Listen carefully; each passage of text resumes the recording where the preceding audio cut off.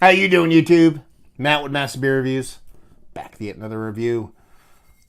Little awesome label. Hopeful, awesome Imperial Bourbon Barrel Aged Coffee and maple syrup and all kinds of fun stuff. Beer time. In the form of Monday Night Brewing, their Garage Series. It is Ante Meridian. A little bit of a, hopeful Bourbon Barrel Aged Imperial Brown goodness. Monday Night Brewing. Never had anything from these guys, never heard of these guys until gentleman down south actually said, hey man, I'm going to send you a couple beers that we make, but I'm also going to send you some stuff from Atlanta way. And I'm like, okay. And then like literally that day, because he wanted me to like try his brewery, which is from Panama, but he also wanted to kind of introduce me to Atlanta beers, which is where he's from. He kind of flies back and forth. And he's like, I'm going to send you a bunch of beers. Didn't know what he was sending. And like the day he said he sent the package out, I get an email from Monday Night Brewing, and they say, "Hey man, we'd love for you to try some of our beers." I said, "Yeah, hell yeah!" And it kind of struck me as a coincidence. Maybe it is, maybe it isn't. Maybe he was hanging out with them and mentioned me. I don't know, but all I do know is they sent me two bombers. They sent me a raspberry Berliner Weiss. Yeah, it was a Berliner Weiss. It wasn't a Goza. And it was Asian wine barrels, and then this one. And I'm super excited to give this a whirl because it looks super tasty. Labeling wise, it's absolutely fantastic. It says Ante Meridian Bourbon Barrel Aged Imperial Brown Ale with maple syrup, coffee, and vanilla, aged in bourbon barrels with maple syrup, coffee, and vanilla added. Blend number 1. Over here it says Ante Meridian is a big Imperial Brown Ale aged in our local ASW distillery bourbon barrels with Ugandan vanilla beans, locally roasted Badorf and Bronson coffee and maple syrup added. 13.5% alcohol by volume, 2018. And a couple things. Label design is fantastic. Ante Meridian, which is, basically before noon. You got that little dude just chugging some beers. You get the maple syrup, you get the bourbon, you get the vanilla, so it's doing a breakfast thing. The art design, the way it's kind of drawn, how it's done, I absolutely love it. And the texture. I love the texture of that label. I know some people have to go, dude, stop talking about texture on labels, but fuck you, motherfuckers. That shit makes me fucking swoon. Because it just, you give a shit, But good looks do not a beer make. More times than not, a good-looking label holds a good-looking beer. Let's put it that way. So, without further ado, that was a little troubling. Not a big hiss on that sucker. So I don't know where the carbonation is going to be at on this. It was filled like that much. Almost the edge. So there wasn't a big room for stuff to kind of gather steam. But yeah, not a big hiss on there. We'll see what happens. But that looks infinitely creamy. Cascading up almost like a nitro beer. Almost 2 fingers. Infinite creamy head. Kind of releasing down with a bit of rockiness on edges. Pretty tight compact bubbles throughout. Stains a couple stragglers. And man, it's got a nice rich darkness to it. A bit darker than your typical brown ale. But yeah, she looks pretty damn nice. Let's see what she has in the nose.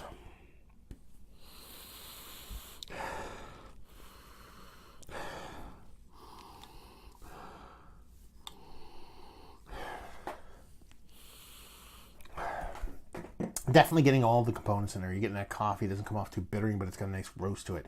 The vanilla's there, but it almost has like a lactose component to the coffee itself. The bourbon comes off very kind of candied-like. Not sweet in a way, but more kind of reduced, I should say, rather than candy. And there's a beer in there. There's a nice, rich, brown, roasty maltiness that's not too big. It kind of separates itself from being an Imperial Stout in that way. And then it just gives you a nice kind of maltiness, but it's not overly over the top. But they're all not huge. It's not like getting hit with the face with a bunch of stuff. Rather kind of soft, but encompassing. It's not thin. Let's put it that way. It smells nice, dense, tasty. Hopefully tasty. Cheers.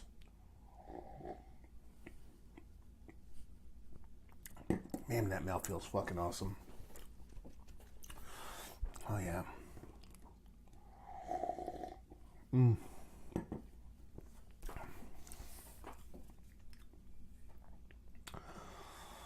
That's delicious.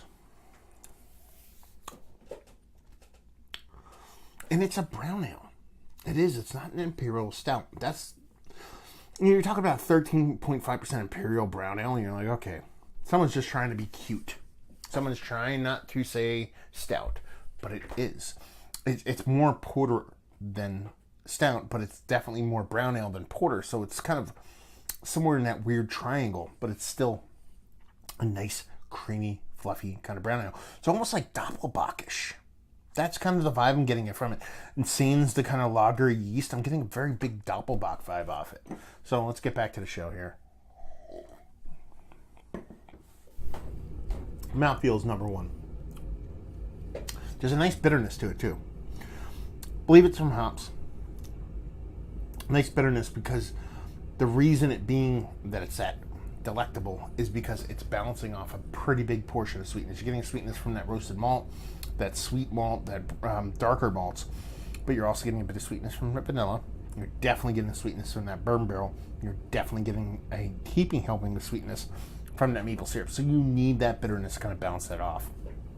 A lot of times when you're talking about, barrel aging something, and you're talking about, adding, that's lactose or vanilla, you're talking about adding the maple syrup, the bourbon, that lactose.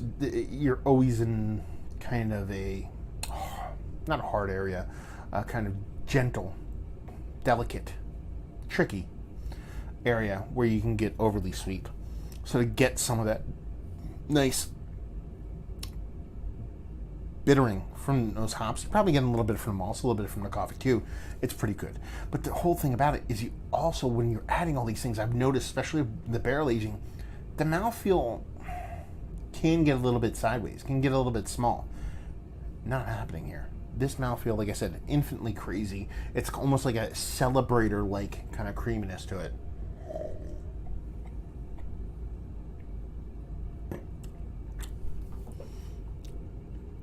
That's delicious.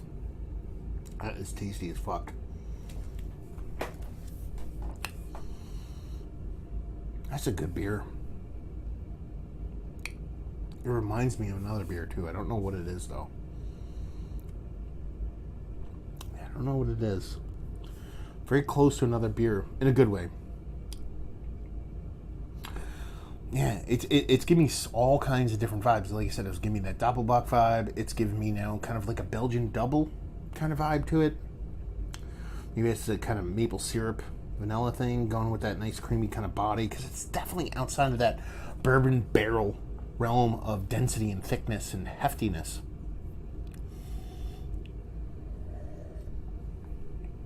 It reminds me of like an aged beer almost.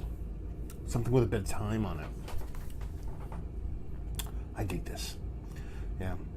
That let's break it down. I haven't even really talked about the beer in general.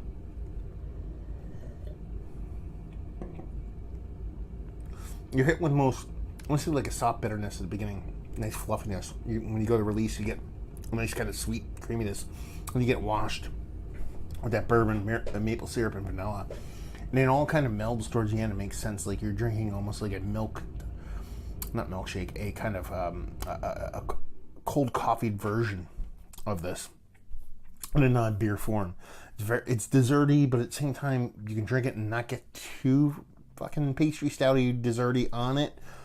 It's a beautiful beer, well made. This is the stuff that really kind of geeks me out when it comes to the barrel aged stuff, because it's delivering on so many levels that are outside of just the norm when it comes to a lot of these stouts. A lot of people, barrel age this with this and that and the other thing, and it's like they're just throwing shit at the beer, and you can taste it. You can taste it, and some of those beers can come off very viscerally nice. This ends up being one of those rare times where beer is impactful and aggressive and striking, and while at the same time being kind of nuanced and having levels to it and delicacy to it, while at the same time being aggressive. I always talk about every now and then, I don't always talk about it because it doesn't happen that often, but I always make the analogy of like the Walter Payton of beers. It's like it can tiptoe around you or juke move you and leave your jock laying on the grass, while at the same time it can throw its shoulder down and just run you the fuck over. That's kind of what this beer is. That's where this beer lands. It has that kind of ballerina type skills. You know what I mean? I wish I had an Atlanta analogy for you guys, but I don't remember a really good running back doing that shit in Atlanta. Sorry. Anyway, yeah, it's tasty. It's delicious. I love it. One of the better beers I've had. So there you go. And this comes from these guys. Like I said at the beginning, they sent it to me. So full transparency. But at the same time, you guys know me.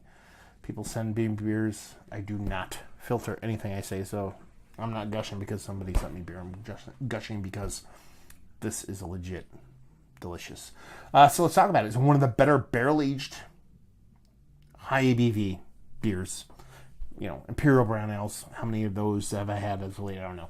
Higher, 10 plus ABV, double-digit ABV barrel-aged beers I've had as of late. Yes, worthy of not only being in the conversation, but let's see if we're going to be kind of in the conversation. Like, let's go 10 to 15%. Because once you get above that into that brewery thing, then you're talking about drinking candy. Yeah, it's delicious. It's tasty. It's one of the better barrel-aged beers I've had as of late. Value and availability, don't know. Like I said, it was given to me. So maybe someone down there in the ATL can let me know what's what and leave you with, if you like what, will you like this? If you like big barrel-aged beers that deliver on multiple levels and aren't just singular notes, candy bars in liquid form. Because while this is sweet and it gives you those kind of things, there's still a bit more going on. There's a nice kind of balance between everything to the point where one, you burp, and two, it just fucking makes my nipples hard. What do you want me to say? So yeah, there you go. Another review down. Down there if you want to talk about it. Facebook, all that stuff. Type in Massive Beers into the Gmails, the Googles. Not the Gmails. The Googles if you want to check me out there. Type Beer Massive into the Google or your favorite podcasting app if you want to check me out doing brewing reviews. Hopefully you guys enjoyed the review. Hopefully enjoying a nice beer like this one. Hope to see you next time. Cheers. Goddamn furnace.